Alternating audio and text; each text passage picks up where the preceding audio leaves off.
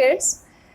Today we are taking class 10th and it's supplementary reader and lesson number 5, The Footprints Without Feet. This is the story taken from the novel The Invisible Man, written by one of the most famous English writer, H.G. Wells. The Invisible Man is basically a novel and it is a story of a scientist, Mr. Griffin. Here we are getting a short impression, or you can say a short summary type of extract from the novel. This is a wonderful and one of the most interesting story you are going to read, and you will definitely love to have it and read it and enjoy it, and definitely you are going to tell a lot many friends of yours when you are going to read it and enjoy it. ठीक है. So the story is Mr. Griffin है एक बहुत brilliant scientist है. कुछ खास करते हैं वो. क्या खास करते हैं? वो एक फॉर्मूला डिस्कवर करते हैं, हाउ टू बिकम इनविजिबल, जो अभी तक हम नहीं कर पाए.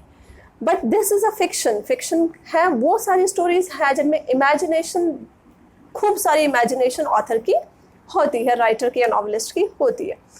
तो ये एक फिक्शन नॉवल आप कह सकते हैं, साइंस फिक्शन भी आप कह सकते हैं. और इसमें mister Griffin has been shown as a brilliant scientist as well as a lawless person. तो बहुत बार क्वेश्चन आता है कि how can you say that Griffin is a brilliant scientist but as well as a lawless person. ये हम पूरा पढ़ेंगे, then we will discuss the whole thing. तो मिस्टर ग्रिफिन क्या है? He had discovered a formula to become invisible. You all may have seen a movie mister India, a Hindi movie जिसमें अनिल कपूर है in the main role, और वो invisible हो जाते हैं. But there is a difference between both these stories. यहाँ जो है हमारे साइंटिस्ट हैं mister Griffin, he is not that kind of fellow. वो अपनी उस ब्रिलियंस को, उस इनविजिबिलिटी को एक अच्छे यूज़ में नहीं ला रहे हैं, वो उसको रॉन्गली यूज़ कर रहे हैं. मिस्टर इंडिया में अनिल कपूर ने जो रोल किया था, वो गरीबों की हेल्प करते हैं और ज़रूरतमंदों की हेल्प करते हैं, and that kind of story. तो वहाँ वो एक अच्छे एक रोल मॉडल की तरह अपने आप को प्रूव करते हैं और इनविजिबल ही रहते हैं स्टोरी में भी. If you haven't watch the movie you can watch and enjoy it. But this is a story having almost a similar setup और similar plot, but the characters role is negative one. तो mister Griffin क्या करते हैं? He becomes invisible, but he can be felt. आप उसे महसूस कर सकते हैं. अगर आपके बगल से निकले हैं, आपको थोड़ा पुश करके गए हैं, तो आप महसूस कर लेंगे कि वो यहाँ से गुजरे हैं. But he becomes invisible. Invisible on the pretext of being naked. अगर वो completely naked है, कुछ भी नहीं पहना है, one cannot see him or watch him. आपको वो नज़र आएंगे ही नहीं. सबसे फनी चीज़ क्या है? He is a person who got this formula, became invisible, but he chose the wrong time of the year. It was a winter season when he started cheating the people, or he started playing the tricks with the different people. So we are going to have this story from this para to para. I think it will be better for you. If you are having your book by the side of you, you can go like that. So in the very beginning we are going to have two questions, and the first one is, how did the invisible man first become visible? पहली बार वो कब visible होते हैं? And the second is, why was he wandering the streets? वो इधर से उधर क्यों भटक रहे हैं, क्यों घूम रहे हैं? अब उनकी खास बातें देखिए invisibility के साथ में. If he is invisible and because all the time he cannot work as a thief, वो एक चोर की तरह बिहेवियर नहीं कर सकते, और कहीं ना कहीं उनको अपनी प्रेजेंस शो करनी पड़ेगी, because if he is not wearing anything he will be invisible, and that this way he cannot survive in this dead winter of the winter. Generally in England में, लंदन में जो दिसंबर जनवरी की ठंड होती है, वो माइनस तक टेम्परेचर चला जाता है. ऐसी ठंड में उनको सर्वाइव करना मुश्किल है. उनको घर भी चाहिए, मकान भी, कोई कमरा भी चाहिए, खाना भी चाहिए, कोई जगह चाहिए जहाँ वो कंटिन्यू स्टे कर सके. तो क्या करना होता है उनको? He starts wearing the clothes. You can see some 2-3 pics are there in your textbook. You can see that if he is wearing the trousers, only the trouser is visible. his feet are not visible, his upper part of the body is not visible. And if he is wearing that trousers and shirts and then some scarf and the goggles, only the part that is covered with the cloth, that part is visible, other parts are not visible. Suppose कीजिए कि उन्होंने यहाँ तक का sleeves का कुछ shirt पहना, तो शर्ट यहाँ तक का शर्ट तो नज़र आ रहा है, आगे की फिंगर्स और ये थंब वगैरह कुछ भी नज़र नहीं आता है. So people generally get horrified to see such figures moving around, क्योंकि हम लोगों ने बहुत सुपर नेचुरल कहानियाँ सुनी हैं, भूतों की, प्रेतों की, ऐसे चलते हैं, ऐसे होते हैं एंड ऑल दैट. तो ऐसी जो चीज़ें हैं वो लोगों को थोड़ा डरा देती हैं. अब उन्हें क्या करना पड़ता है, उन्हें कपड़े पहनने के साथ साथ अपने यहाँ से, ये जो पार्ट है हैंड्स का, यहाँ से और यहाँ तक, जहाँ तक भी उनका ये स्लीव शुरू होती है शर्ट की, यहाँ तक पूरा उनको कवर करना होता है, जिससे people don't get horrified to watch him. ठीक है, अब लेसन हमारा शुरू होता है. How it begins that two boys are there and they are watching some footprints, but they are not able to see whose footprints these are.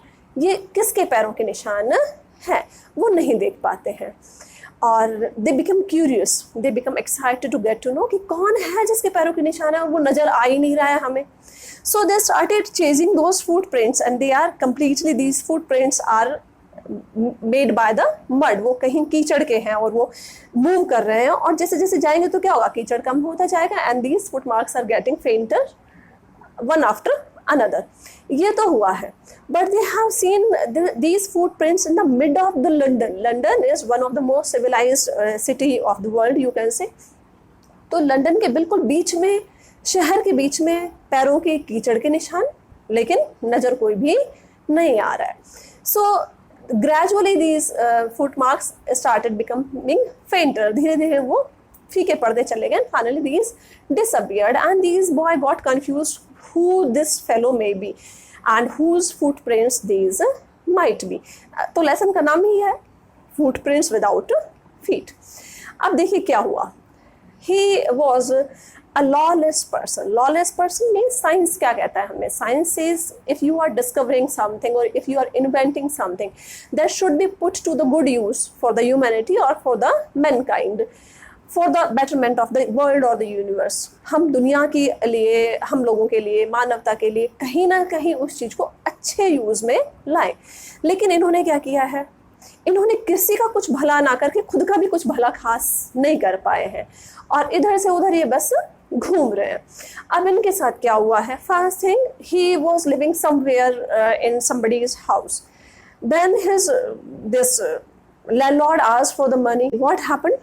He set his house on fire. The first incident that proved that he was a lawless person. उन्होंने अपना behaviour बहुत गंदा behaviour show किया और उन्होंने अपने मकान मालिक के मकान को ही आग लगा दी, because he had nothing to pay to him. उनको के पास मकान मालिक को कोई किराया देने के लिए नहीं था.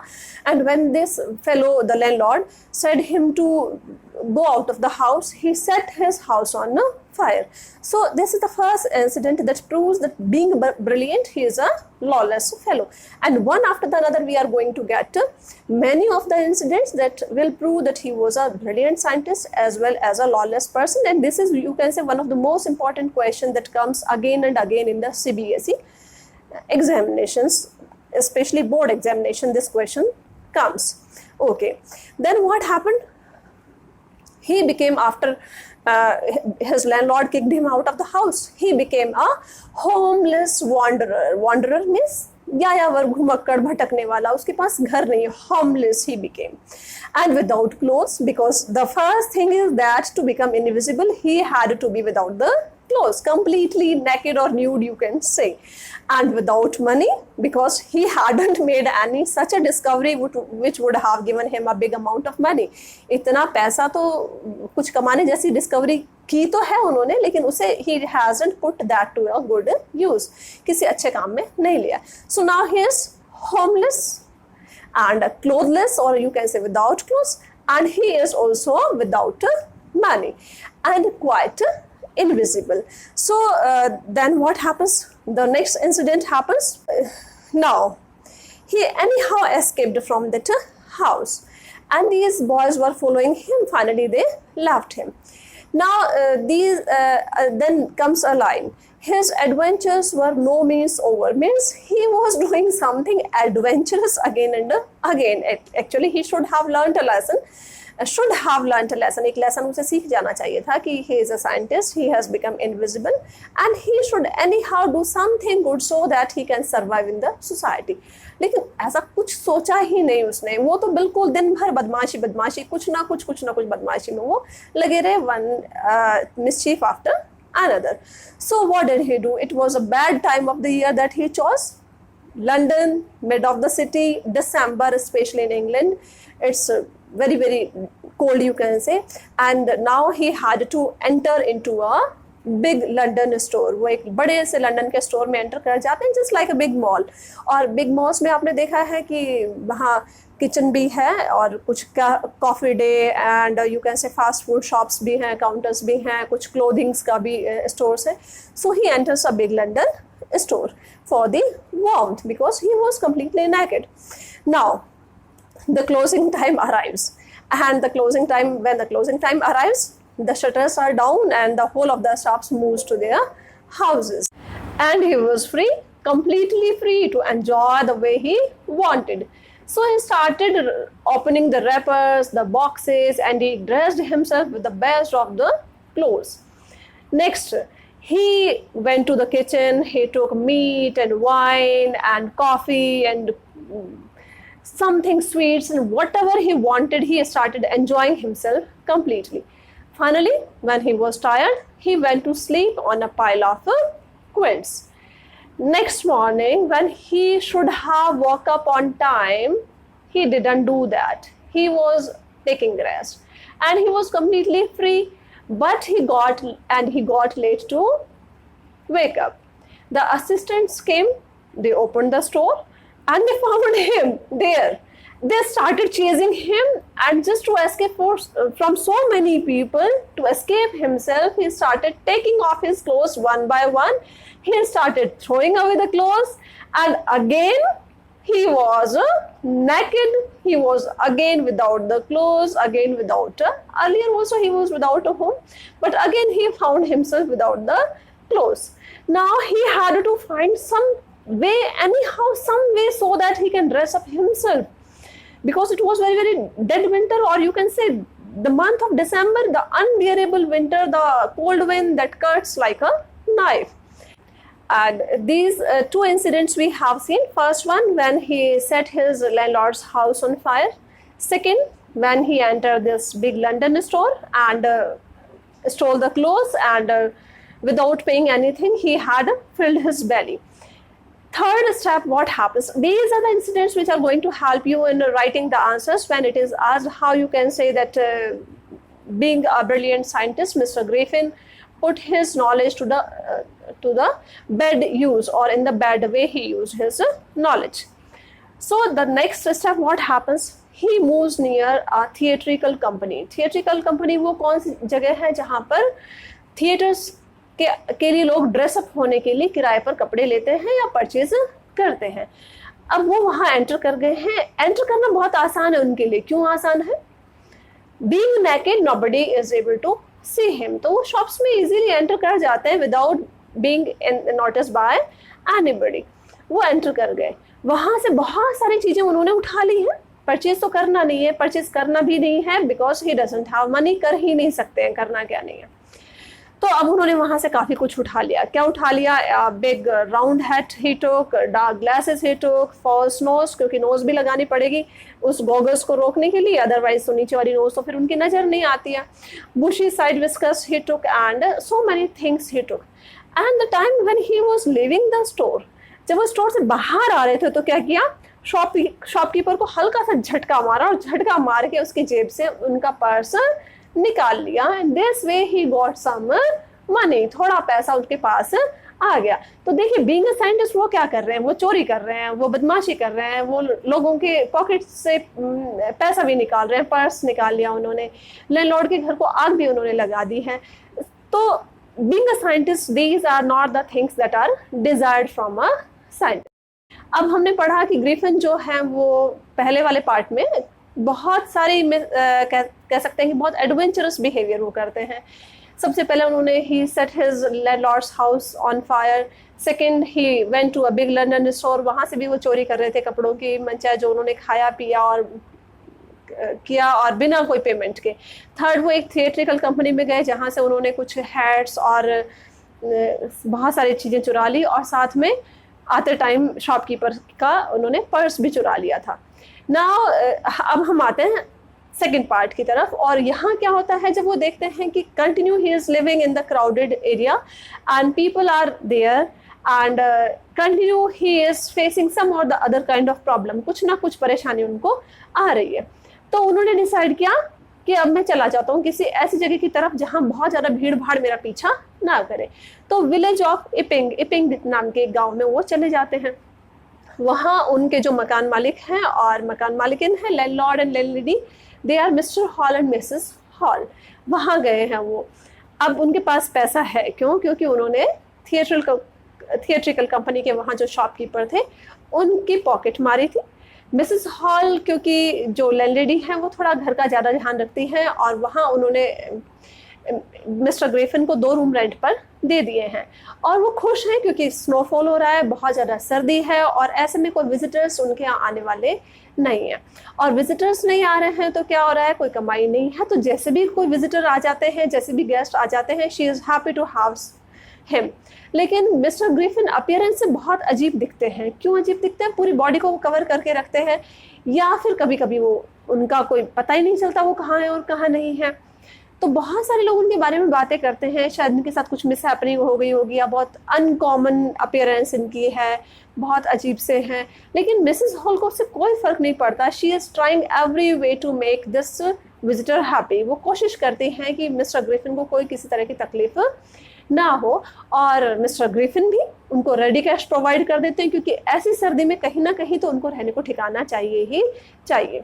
बहुत सारी बैंडेजेस और एक हैट और भी काफ़ी सारा सामान, एक फॉल्स नोज, गॉगल्स उन्होंने वहाँ थिएट्रिकल कंपनी से वहाँ से चुराया है।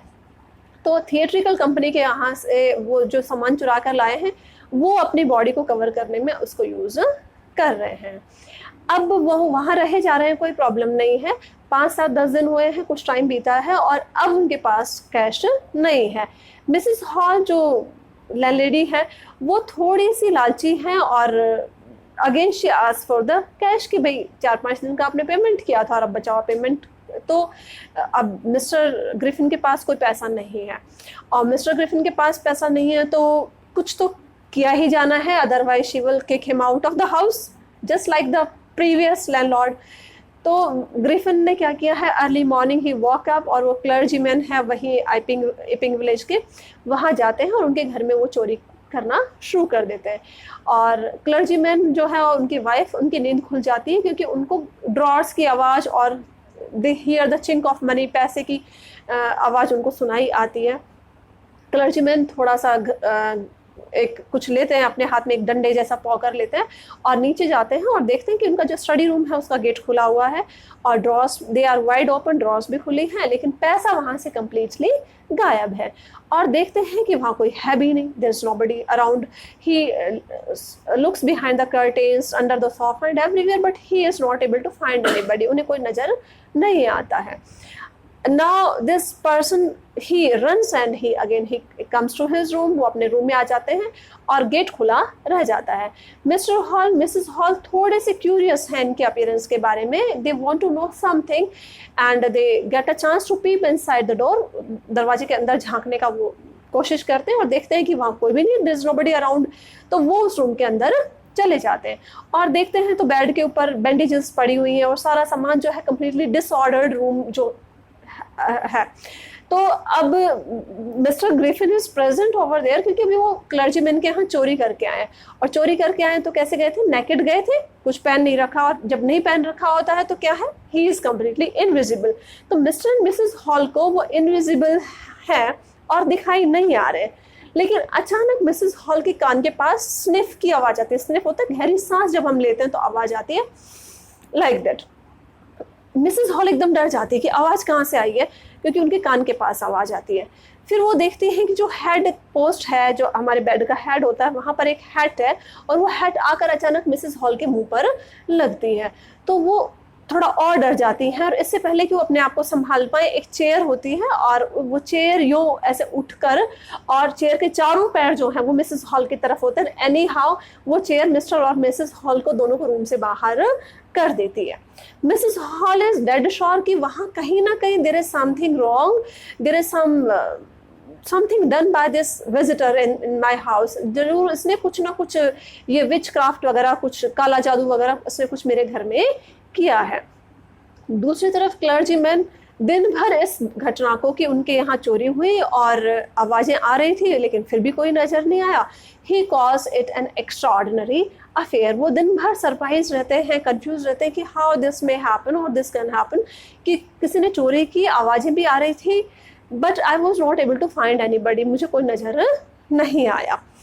अब क्या ये सारा कंफ्यूजन होता है, और जो गेट है, जैसे ही मिस्टर और मिसेस हॉल को गेट से बाहर ये चेयर पुश करती है, क्योंकि क्या था, ग्रिफिन ने वो चेयर पकड़ी हुई थी और उनकी तरफ चेयर के पैर किए और उन्हें वहाँ से पुश कर दिया। तो जैसे ही वो होता है, एक गेट के जोर से धड़ से बंद होने की आवाज़ आती है, मिसेस हॉल गिरते गिरते बचती हैं। अब बाहर एक क्राउड इकट्ठा हो गया है, क्योंकि समझ नहीं आ रहा है कि ऐसा कैसे हो सकता है, और मिसेस हॉल को थोड़ा अजीब लगता है कि वो चेयर जिस पर कभी उनकी मदर बैठा करती थी, आज वो चेयर उनके खिलाफ खड़ी हो गई है। उन्हें लगता है कि चेयर मेरे खिलाफ कैसे हो सकती थी, तो मेरी मदर की चेयर है। अब जब वो बाहर जाते हैं, लोग आपस में बातें कर रहे होते हैं कि क्लर्जीमैन के घर पर भी चोरी हुई है। दूसरी बात, मिस्टर ग्रिफिन मिसेस हॉल को कैश पे कर देते हैं। कहाँ से लाए थे? क्लर्जीमैन के घर से जो चोरी करके लाए थे। तो लोग उस इंसिडेंट को कोरिलेट कर लेते हैं, समझ जाते हैं कि पहले इसके पास कैश नहीं था और इनके घर में चोरी हुई, अब मिस्टर ग्रिफिन ने कैश दिया, तो कहीं ना कहीं इस पर्सन का हाथ चोरी में हो सकता है। अब वहाँ काफ़ी लोग इकट्ठे हो जाते हैं और वो ये सब डिस्कस करते हैं। Finally they get to know और they come to a conclusion that this scientist who is living in this guest house or inn of mister and Mrs Hall is the culprit. यही है अपराधी जिसने ये सब कुछ गलत किया है। और वो बुलाते हैं, they send somebody to call for the constable. अब कांस्टेबल को बुलाने भेज दिया जाता है, और meanwhile that another thing happens, Mr. Griffin appears from nowhere। अचानक वो उस खाली रूम से बाहर आ जाते हैं, और खाली रूम से बाहर आना it creates a big kind of question। एक बहुत बड़ा सा सवाल उठता है कि जिस रूम के अंदर हमें लगा था कि कोई नहीं, ये उस रूम से बाहर आ गए हैं, ऐसा कैसे हो सकता है। थोड़ी देर में कांस्टेबल आ जाते हैं वहाँ, और कांस्टेबल आते हैं और people starts pointing finger to Mr Griffin कि ये पर्सन है जिसने एक विच क्राफ्ट जैसा कुछ क्रिएट किया है। मिसेस हॉल के फर्नीचर का अबनॉर्मल बिहेवियर इनकी वजह से हुआ है, और क्लर्जीमैन के घर पर भी चोरी इन्होंने की है। ग्रिफिन बहुत जल्दी फ्यूरियस होते हैं, बहुत जल्दी उनको गुस्सा आता है, वो एकदम गुस्से में आकर बोलते हैं कि you want to know who I am, आप जानना चाहते हैं मैं कौन हूँ। और ऐसा कहते हुए वो अपने बैंडेजेस को और सब चीज़ों को हटाना शुरू कर देते हैं, क्लोथ्स को वन बाय वन फेंकना शुरू कर देते हैं। और अब क्लोथ्स को तो बाद में फेंकते हैं, उससे पहले कांस्टेबल देखते हैं कि there is a man standing in front of him, but this is a fellow without head, इसके तो सिर ही नहीं है। अब लेकिन उनके पास ऑर्डर है कि उन्हें अरेस्ट करना है। अ मैन विद हैड और विदाउट हैड डजंट मैटर। तो वो जैसे ही उनको अरेस्ट करने के लिए हथकड़ी डालने की कोशिश करते हैं, उससे पहले वो अपने कपड़ों को दोबारा फेंकना शुरू कर देते हैं। Finally he becomes naked। People are there who tries to get hold of him, उसको पकड़ने की कोशिश करते हैं along with the constable। सब लोग उसको पकड़ने की कोशिश करते हैं, और सब लोग जोर जोर से चिल्लाना शुरू कर देते हैं। there are cries and noise, hold him and catch him। और उन्हें they find that they are getting kicked by some unknown thing or something that is not visible। कुछ ऐसा है जो उन्हें मार रहा है और वो चोट लग रही है, लेकिन जो कर रहा है वो सब नज़र उनको नहीं आ रहा है। और वो हवा में ऐसे ऐसे करके कुछ पकड़ने की कोशिश करते हैं, लेकिन Mr Griffin is nowhere to be seen, किसी की वो पकड़ में नहीं आते हैं। And this way the lesson gets over। So we will be meeting in the next video with the questions and the important questions as well as the value based questions and many more other lessons you will watch। So like the channel and subscribe so that you can get the notifications time and again।